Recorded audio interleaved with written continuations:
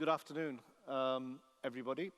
Quantum computing, I was told, let's try and make sure this is not a lecture. I'll do my very best. It's a topic because of the word quantum that confuses quite a lot of people. And before you know it, you get involved in a conversation about sentient computers and things that think and what it means to be able to extend the idea of intelligent machines that were articulated by Alan Turing so very long ago. In the short time that I've got here today, my objective is to try and demystify some of this arm waving that goes on and really bring it back to some basis of reality, hopefully also of some interest. I'd like to start with an opinion, and my opinion is one that is now becoming more widely shared. I'm not sure that there's a technology currently being investigated that has the same potential not just to disrupt, but to change for the first time in the vast sweep of humanity, our lives as human beings. It may be difficult for all of us as we go through our day-to-day lives to realize just how much has been invested by the largest corporations in the world and by governments in preparing us for quantum computing. All of us, myself included, are living through what I think is an industrial revolution. The last time this happened was perhaps at the end of the 18th and the early part of the 19th century. At that time, machines came along and human beings were able to benefit from things that helped us to lift heavy objects, to propel them forward using steam, and eventually electricity came along. This changed our lives. A quantum computer and quantum computing will change us even more profoundly. I'm hoping that at the end of the next 10 to 12 minutes, you'll get a feel for why that is the case. The slide that you're looking at the moment effectively tells the story of computing since inception. In 1950, we had the first manifestation of what we describe as Turing machines using something called the von Neumann architecture. They haven't really changed. In all that time, the way in which we interact with the machine, the instruction set that we give it, the solution that we get back, has not changed. Of course, what has changed is the size. And what has changed is that they've become a part of our life. So on the right-hand side of the screen, as you're looking over there, you'll see something which is probably commonplace, but is very abstract. We don't see these anymore. They're hidden inside our iPhones and our other computational devices. We routinely walk around with these things with billions of transistors inside them. And a transistor is simply a way of representing and capturing a bit of information. Because of the way in which we represent these things, we are limited in what we can and cannot do. It's a strange thing to say that. Over the last 25 years, there's been a revolution in many ways in which we use computers. But the same core logic is unchanged for 70 or 80 years. A quantum computer will change all of that. It's not a question of being faster. It was described, and this is a photograph of Richard Feynman, a Nobel laureate, who is one of the 3 or 4 people that is commonly attributed with having come up with the idea of a quantum computer in the late 70s and the early 1980s. And he described a quantum computer as a computer that computes in the way that nature computes. And what that means, the implication of that, is profound and fundamental. It is the reason why corporations such as Microsoft and Google and IBM and Intel and the list goes on, and Huawei and Alibaba and countries have been in a space race. Now, one of the reasons why there's a little bit of arm waving that goes along is a quote that is attributed to Feynman. And it's a true quote. He did say this. He said, "I think I can safely say that nobody understands quantum physics." Well, actually, we may not understand the why. We still don't know why it is the way it works, but we understand the what. Quantum mechanics is perhaps the most experimentally proven science of the last 100 years. Within 20 or 30 square miles, even of here, there are universities and labs that routinely have quantum mechanical experiments. We understand the what. We may not understand the why. One of the reasons that quantum computing is also slightly challenging is that there's a scarcity of people who understand how to look at a problem and convert it potentially into a quantum algorithm. How many data scientists and software engineers and computer specialists do we have in the world today? Millions. Tens of millions? 50 million, 100 million people who make a living from and understand how computers work? According to Jack Hidari at Google X and others, there are perhaps less than 500 people around the world who understand quantum computing. That'll change. 70 years ago, there might have been less than a dozen people who understood how a Turing machine worked. This is a very quick snapshot of the history of the sector, quantum theory. This is not about quantum computing. But the idea that there was something fundamental in the universe that governed our actions was discovered by people like Einstein and Planck. And in the 1920s, in places like Germany and the United Kingdom and Denmark and other places as well, the theory became more real. There's a long hiatus, and it was only in the late 1970s and 80s that people started to wonder if this had any impact on the way that we compute. There were diverse ways in which we came to this thought process. One of them was an idea that Feynman came up with, and he wondered whether, if the smallest unit of computation was an atomic or a subatomic particle, what would that do to the rules of computation? Because classical computers, these machines, the iPhones and everything, they have many intractable problems that they cannot solve. And would it be possible, if we use the laws of quantum mechanics, to go beyond what is limited by human thought into tapping into nature? That is the basis from which, for the next almost 40 years, we've been looking at this. And in the last 10 years or so, suddenly engineering has caught up. This next slide I'm really going to skip through and make 2 points. The first point is that there is an inevitability about this anyway.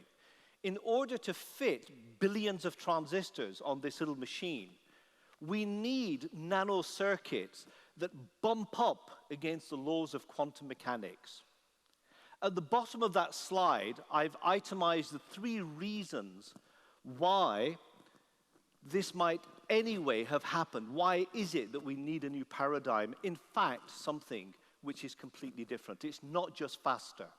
And I'll talk about what can and cannot be done in the last few minutes of my presentation. I'm going to skip to this slide. The only part of the slide where there's any jargon. I go around talking to people about quantum computing, and my mission is to try and make this as accessible as possible. I don't know how my car works, but I drive it. I have no idea how my phone works, but I use it. Within a very, very few years' time, in fact, in quantum chemistry, within the next 12 months, we will all be benefiting from quantum computing. In the area of encryption, we will be benefiting from quantum technologies. What I'd like you to do, therefore, is think to yourselves, no matter where you're from and what you do, how will my plans, my personal plans, my business plans, how will they be affected by quantum computing? And if you don't know how to answer that question, perhaps this is a stimulus to try and find out more. I'm not aware of any aspect of life that won't be affected.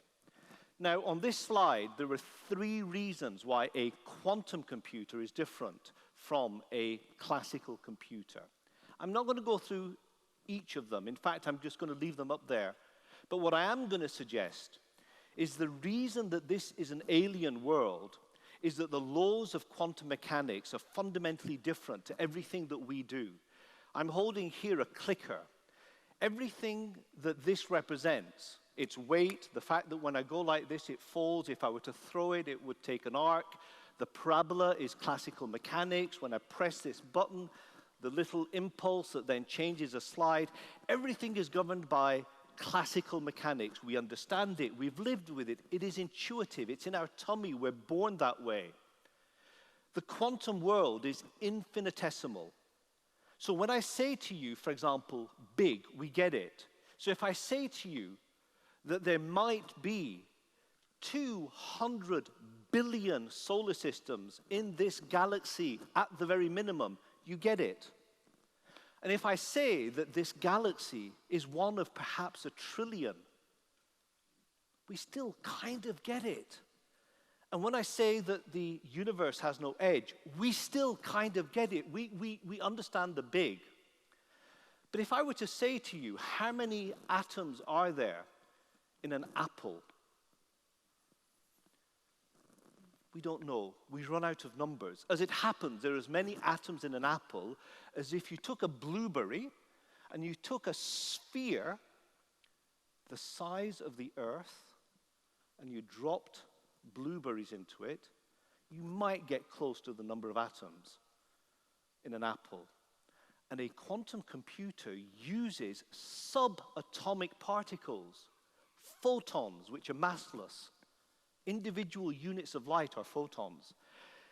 An electron, which is 20,000 times smaller than the nucleus of an atom. At this level, there's nothing like a determinism. So here's the energy in my arm, and it throws this up. I'm not going to throw it, I won't catch it. And then it comes back down again. These are rules which we know and understand. None of that works in quantum mechanics. And now my buzzer's going to go, so I'm going to skip that, and I'm going to skip that. I'm going to focus on this. So where are we? How close are we, and which areas of the lives that we lead will change? The first area that will change, absolutely for sure, in a period of time that is way less than 5 years, is chemistry and new materials. For the first time in life, we will be able to convert light into energy in the way that nature does it. The photovoltaic process absolutely becomes accessible in its most effective form. Our capabilities in other areas, for example, we burn 4% of the energy of the world to create fertilizers using Haber-Bosch processes that have not changed since the 20s. This changes. Our ability to manufacture drugs that work for you and you and you and me instead of for all of us. The ability to look for new materials. This, in chemical design, is intractable. We have not been able to do this. We blunder along like big heffalumps, and then suddenly we have an accident and it works. A quantum computer changes that. In other areas, we're talking, for example, about information technology a lot here. How many of you are involved in businesses that will be obsolete with the advent of a quantum computer? Not in 20 years' time. Go to the websites of IBM and Microsoft. Look at the Ignite speech of Satya Nadella.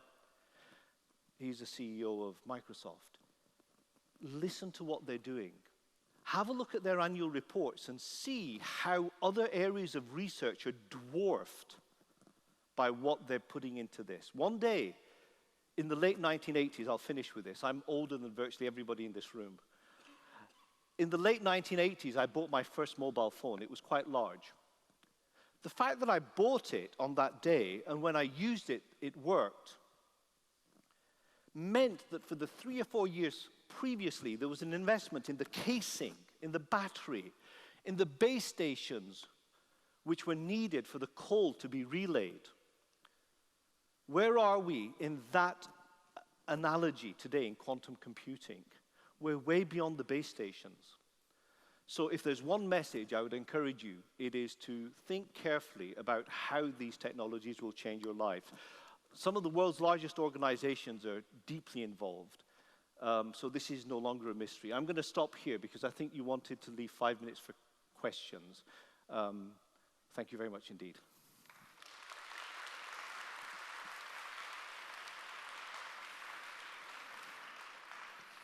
Thank you so much.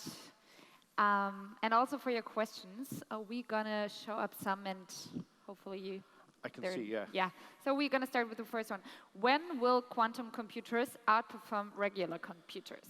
Do you have an answer for this? Oh, yes, yeah. Well, so quantum information theory, which is similar to any other information theory, except it's got the word quantum, is a well-known area which has been researched, and there are scholars in this for a very, very, very long time. And classical computers will not disappear. But there are certain things which a classical computer cannot do. So I'll give you one example. Those of you involved in security will realize that all security is, I'm just going to go backwards. You can go to the back. That's right, yeah. You want to sit? No, I'm fine, thank you. So in encryption, we use computational algorithms that are hard for classical computers to figure out. So RSA is about factoring large primes. It doesn't matter what that means. But this is at the backbone of the society we live in. When I send an email on LinkedIn or whether I go to the ATM machine, this is the backbone of security.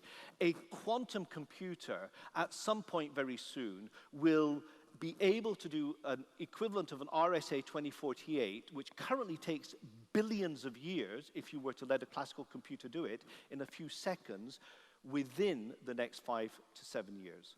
There are other areas that I mentioned earlier about quantum chemistry where we not only outperform, it's not a question of outperforming, it's doing things that computers currently cannot do. So in quantum chemistry, the next 2 or 3 years. In things like artificial intelligence and machine intelligence, the biggest issue has been, no, I've got to come here because this is big stuff, right? So what's the biggest challenge for computers before they become remotely sentient? Come on, somebody put their hand up. What is the biggest challenge?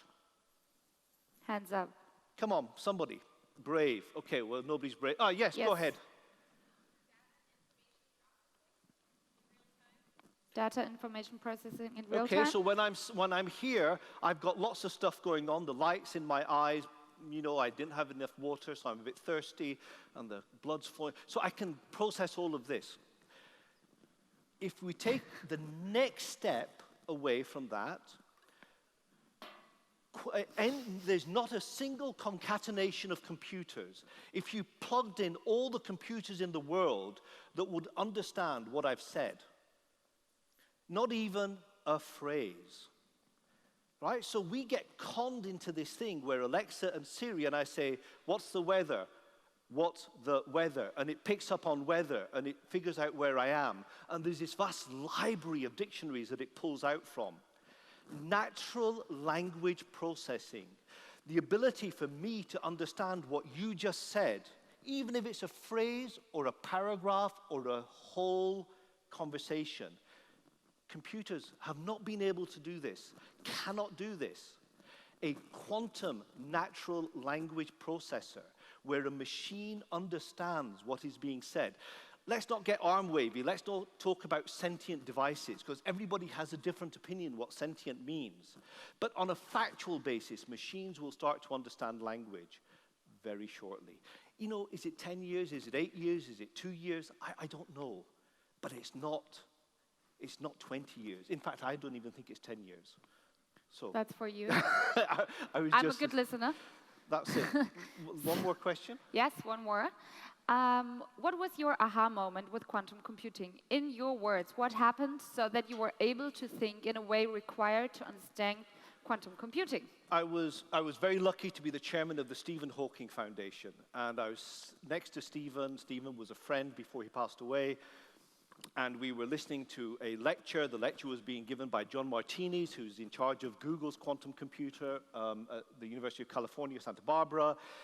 And Stephen had always been a skeptic. He wasn't sure whether we could see all information. You generate a bit, you manipulate it through a logic gate, and then you measure the result, and then you get a solution. How do you do that using quantum computing? It's very, very difficult. So you generate a qubit, you manipulate it through these gates, and then you get a solution. That was the aha moment, because Stephen said to me, this is for real. And that was 2013, November 2013. And that's when I thought, you know what, this is going to happen. How was it to be with him in a room? Sorry? How was it to get to know him? I'm curious. Oh, he had a mind the size of the galaxy. Yeah. I mean, come on, this is Stephen. You know who? Well, Archimedes, Galileo, Einstein, of course. And Steven. And then yeah, come on, he's up there. There's 10 billion people that lived, and he's one of those 10 that mattered. Yeah. I mean, yes. Well, I was very privileged. Amazing, I can imagine. Would it be possible to use quantum entanglement instead of radio waves for mobile wireless communication? Oh, okay, there's quite a lot of jargon in that. So a quantum key distribution is unhackable. It means that nobody anywhere in the universe will be able to understand or hack the message I'm sending. That uses entanglement, and that is not instead of radio waves. The method of transmission will still be probably the same. We may need some clean channels. But yeah, QKD, very, very soon. You know, there are QKD networks all over the place. The Chinese did a satellite quantum key distribution proof of concept just a year ago, I think. Yeah, we're done. No, it's fine. Oh, right. I didn't want to interrupt you.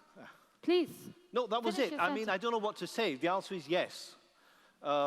Any more questions? No, but the answer is yes in a profound way. I mean, imagine unhackability. At the moment, security. We say about secure. So I have children, and when my children, well, they're older now, but when they were young, I would lock a door, and my 3-month-old could not get out. That's secure. But, you know, when he was 4 years old, he just opens the door and he walks out. So everything is relatively secure. Against a quantum computer, nothing that's algorithmically deterministic is secure. So a quantum way of encrypting our information is what will happen. One last question from my side. Do you have a book you can recommend about this topic? On which topic? On encryption or on quantum physics or on quantum computing? Quantum, what do you want? Quantum physics, quantum computing? I'll give you one of each, okay. So, yeah, so I think this, if you're really interested in this and you want to understand about quantum mechanics, the science, I think Q is for Quantum by Terry Rudolph, who's one of the founders of a hardware company in Silicon Valley. So that Q is for Quantum by Terry Rudolph. On quantum computing, look, there are 2 or 3, but I think the best is still by Scott Aaronson. Scott Aaronson with 2 A's is called Quantum Computing Since Democritus. I think it's the best book around. If you really want to get serious, you can go to our website. My company is Cambridge Quantum Computing. And if you look under the tab for publications, there's lots and lots of stuff you can knock yourselves out with. And the best single resource, I think, is the IBM page, IBM Q Network. And they've got fantastic resources. Thank you so much. Okay, thank you. Thank you so much.